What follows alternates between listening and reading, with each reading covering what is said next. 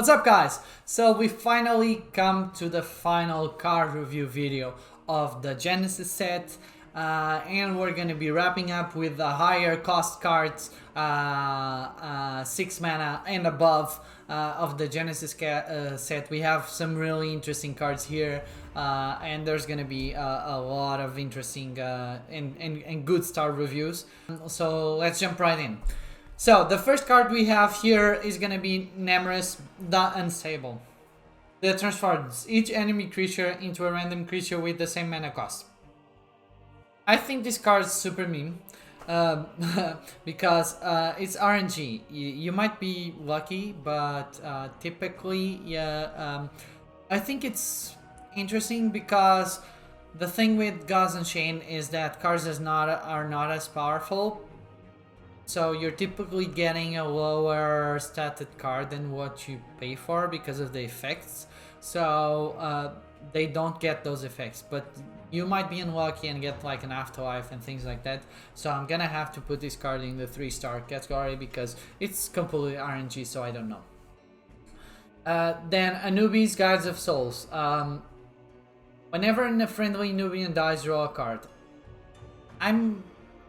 I'm gonna put this card in the 4-star category because it has backline, so it's fairly hard to deal with it. And drawing cards in death is pretty good, especially if you're running control death, because it's gonna give you a lot of options on what to do. The issue with this is that possibly you can overdraw. Some cards that give you draw and are weaker, they're okay because they don't allow you to draw that many cards before the opponent deals with them, but Anubis is quite powerful and it's hard to deal with, so you might end up drawing a lot of cards, and basically if you go into the end game you're gonna be taking damage from fatigue and things like that. But I'm still gonna put this card in the 3-star because it has a lot of upside and a lot of downside right now, so I don't know. That Which Aches is definitely a 4-star card for me because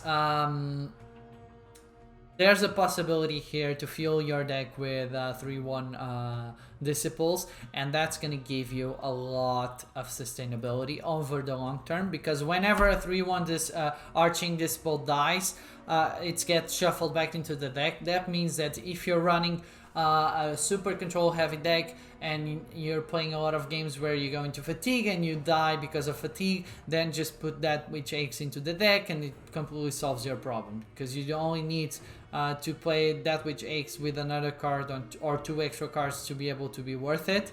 So I'm definitely gonna put this in the 4-star territory because it's super good, and the stat line's fairly hard to deal with. 7 health is super hard to deal with.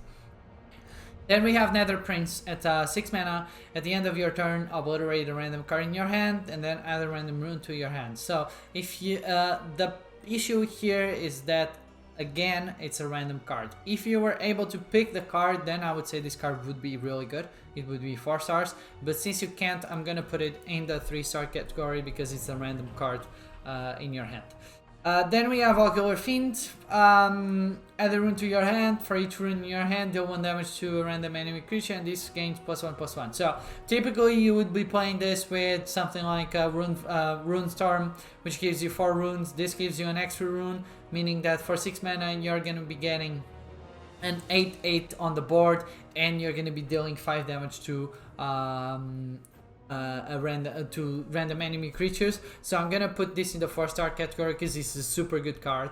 Then we have Hooded Doppelganger. For 6 mana, choose a creature. This creature becomes a copy of it and gains hidden. And here is where I think this is the first 5-star of this video. So the Hooded Doppelganger, I think it has a lot of potential. People don't see the potential it has because it can copy legendary cards. It can copy cards and give them hidden. For example, you can put an Avatar of War and then you can copy it and it's gonna gain hidden. It's gonna guarantee you an extra 8 health. You can copy a Demogorgon. You can copy a lot of useful stuff. You can even copy lower types of lower mana cards that have really powerful effects, but that don't survive for long. And if you give them hidden, they are gonna survive, and then you're gonna benefit a lot from it. So I'm gonna put this definitely in the 5-star category. It's an amazing card to have on your deck. Then we have Crush Construct. It's whenever your opponent plays a card, deal 1 damage to your god. So here you have the typical overstated card. The thing is that it's your opponent playing cards, so you do not control the amount of damage that you take. If it was whenever you play a card, then I would say this was a really good card, because you could control whenever you would take damage, and you would only take damage if you thought you could take it and you had the margin of safety to do it. But here, since it's the opponent, I'm gonna put this in the 3 stars, because the stat line is not enough. It needs to be at least a 9/9 to be able to be worth it. Then after this we have Aether Fuel Alchemist. At the end of your turn, draw a card for each spell cast this turn. This might be interesting. The problem is the stat line at 4/4. This is gonna die super quick.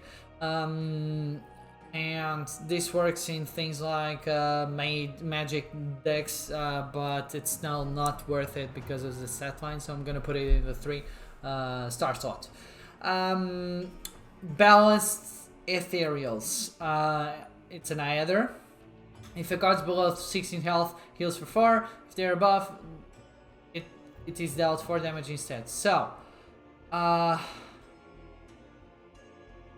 you can use this as a flexibility to be able to heal your god or to deal damage to the opponent god. But I think that a 6 mana 4/5 that deals 4 damage is not enough. So I'm gonna put this in the 3-star category as well. Lay Wraith. Target 2 creatures. Deal 1 damage to enemy creatures. Give friendly creatures +1/+1. So basically this is a 6 mana 6/7. But it can buff friendly creatures and deal 2 damage to opposing creatures. It has a lot of flexibility, but I don't think this is good enough for the set line, because once you start getting to 6 mana, you need to be the cards need to be really good in order to be useful. So I'm gonna put this in the 3-star category, because I think either the stat line needs to go up, or the stat or the mana cost go down. Then we have Wild Spellslinger. Sorry.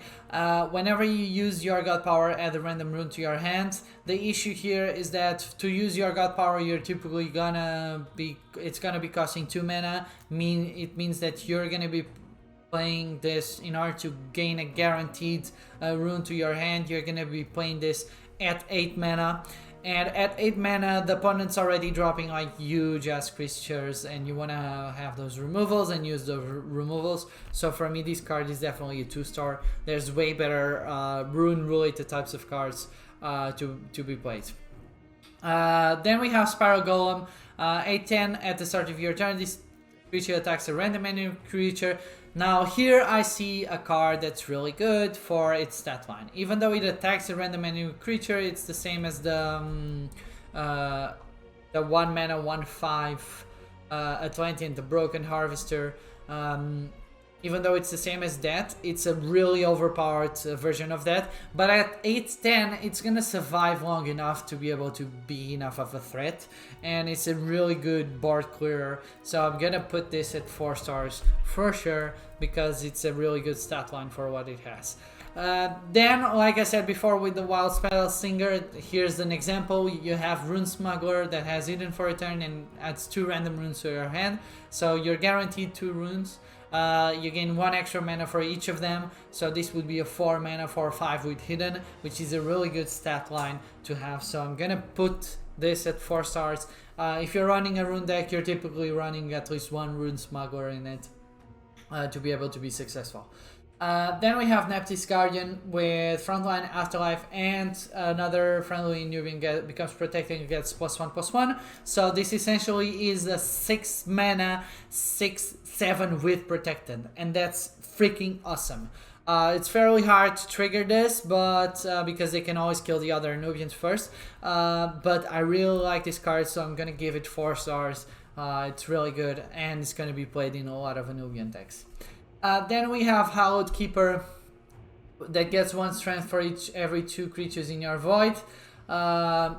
if you're playing this in turn at 6 mana, that means you already had like this is turn 7, so you already had 6 turns before. Let's say you lose 1 creature per turn in terms of trades or getting killed, so that's going to be 6 creatures on the void, which is going to give you 3 strength, and this it's going to put it at 6/7. So this is, it's not enough, but it has the potential to become much higher if you play it much later down in the game, and the health is good enough to be able to be powerful. But I'm still going to put this at 3 stars, in the upper echelon of 3 stars, but it's still not good enough. Then we have legendary Hercules, son of Zeus. Here I would thought that Hercules would be much more powerful. It's pretty good because he has protected. If it didn't have protected, it wouldn't be as good. But frontline protected and giving Olympians +2/+2 is fairly good. The issue with Hercules is you need to set this up, set the Olympians the turn before, and you're generally not gonna be able to do that and buff all other creatures. So I typically look at this as its flat stat curve with a frontline protected 6/7, and that's good enough to be able to be played. So I'm gonna put this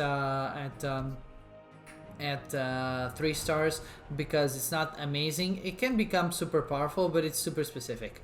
Then we have a Wrath Zealot that has Deadly Frontline and summons another one of these. I think this is terrible because you have 2 creatures with Deadly and Frontline if you want to be protected. And there's a much better alternative to this. It's called Kaipora, and it costs 5 mana. It functions exactly the same because it has protected, so it can trade against 2 creatures. So this card definitely goes into the 2-star category because it sucks.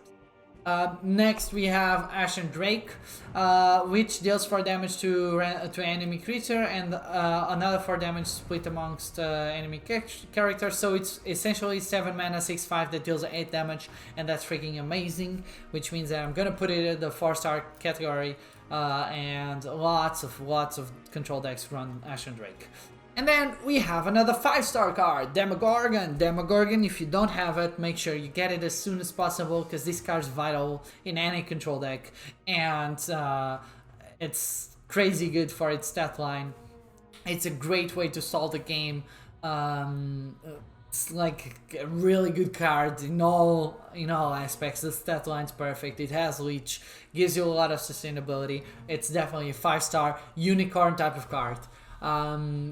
Next, we have Bulwark of the Sky, another Aether. If you're holding an Aether, deal 2 damage to each enemy creature. So this is when it dies, the afterlife, but you can control it.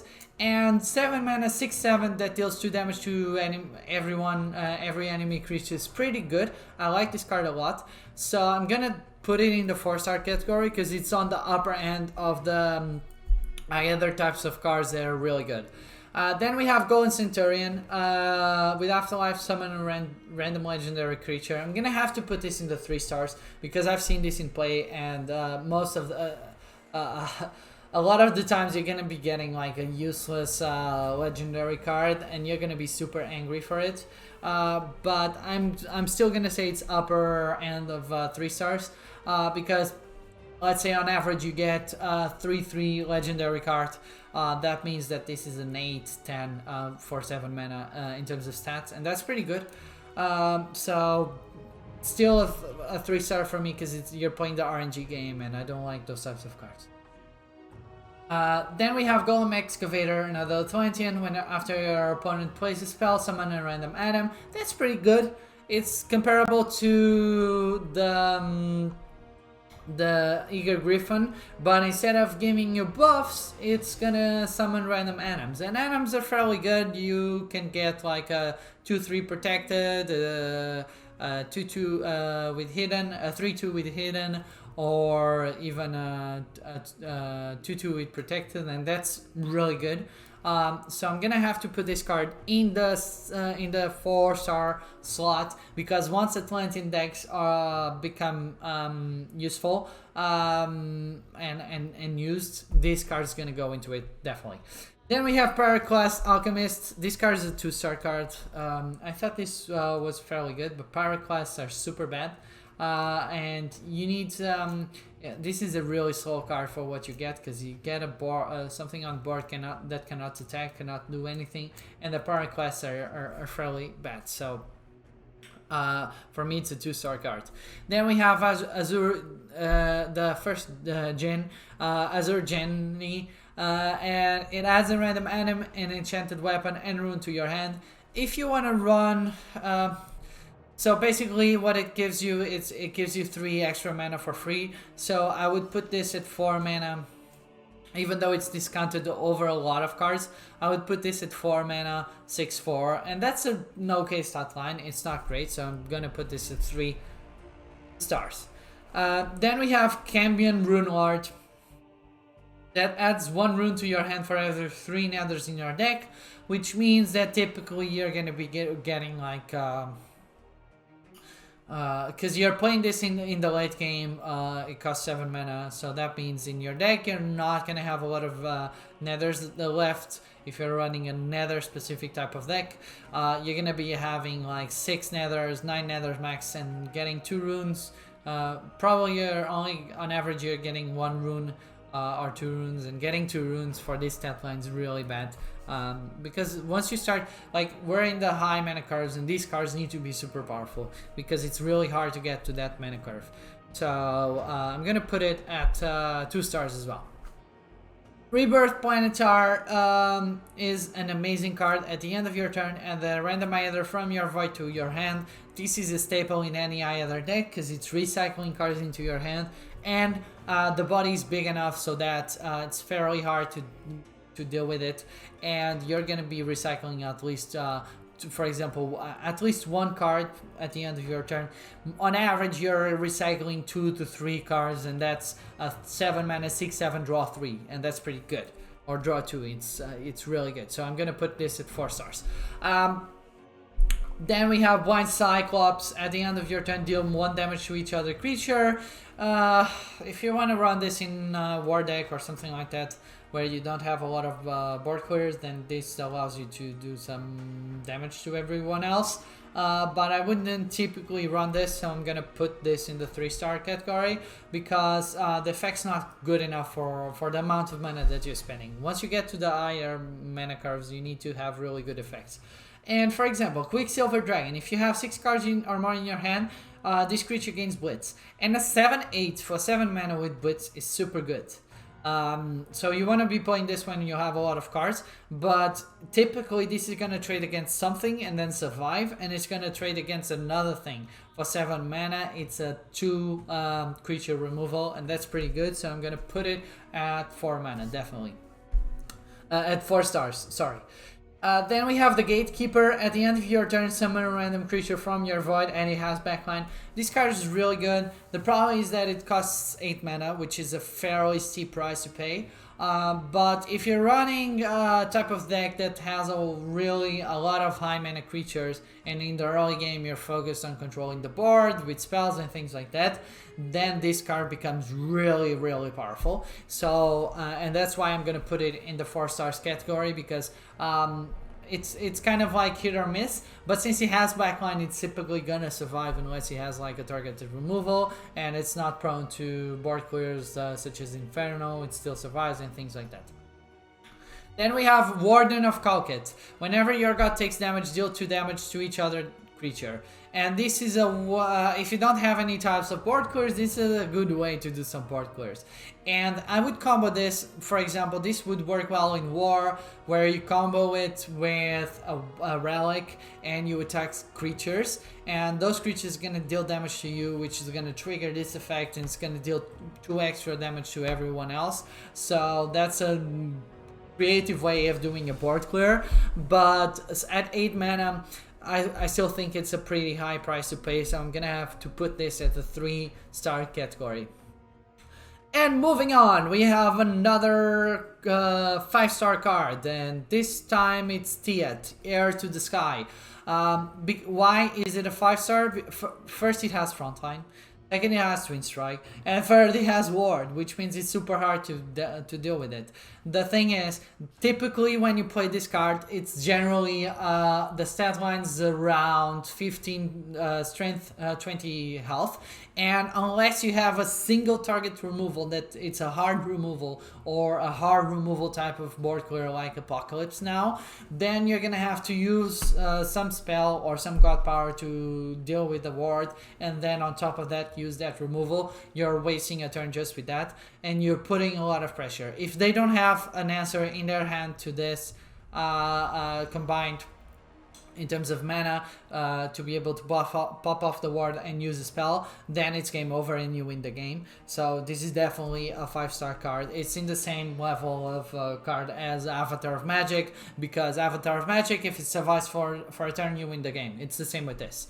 Then we have various Augur Paroxysm. Roar, destroy all other creatures and obliterate your hand. This would be interesting. The problem is that it doesn't have ward, it doesn't have protected, so you're running, it's super risky, and if you play this, there's a high chance that they're gonna have a removal, and then they remove it, and then what? You have nothing to play, you lose the game. So it's a super high risk, high reward card, but I've never seen this played successfully, so I'm gonna put this card in the 2-star category. If you don't have it, don't bother getting it, because it's not good at all. Then we have Raiding Kraken. At the start of your turn, set this creature's mana cost to 9 minus the number of creatures on the board. So this means that, oh, and all creatures on the board, so it counts with the opponent's creatures. So let's say on average you're gonna have 2 creatures on your side, 2 creatures on the other side. That means this is gonna discount this card by 4, which means it's a 5 mana 3/5. It's terrible, so it needs to have at least 6 cards to be able to be a 3 mana 3/5. So I'm gonna put this in the 3-star category because it needs to have at least 6 cards on the board in order to be viable. I would put something else with this, another effect, something like a Frontline or a Blitz or a Twin Strike, something that gives it some oomph, so that it's beneficial to run these types of cards. Because why would you run a Raiding Kraken when you can put a Tiet in your deck? Those are the types of decisions that you need to make, because the decks are limited and you only have 30 cards, and at 9 mana you want to have really powerful cards to be able to play. On the other side we have Leyline Gene. It basically gets its cost reduced by 1 whenever you play a spell, and I would say that the stat line is not good enough for this, because you need to have at least reduced this at least to 3 mana in order to be viable. 3 mana for 4, meaning that you need to play 8 spells before you play this. So it's kind of I don't like this card.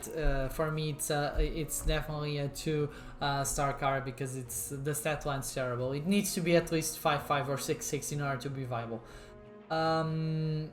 Then we have the final card is Death Wish Thanatar, where this creature costs 1 less for each damage your god has taken, and 16 damage, fairly easy to take. If you're running, for example, Death deck, this is a really good card to have, but I would still increase the stat line of these cards together with the Djinn. I would still put this at 5/5 or 6/6 in order to be a really good type of threat for you to put on the board for people to deal with. So, but compared to Djinn, I say it's much easier to take damage to your god than to play 8 spells.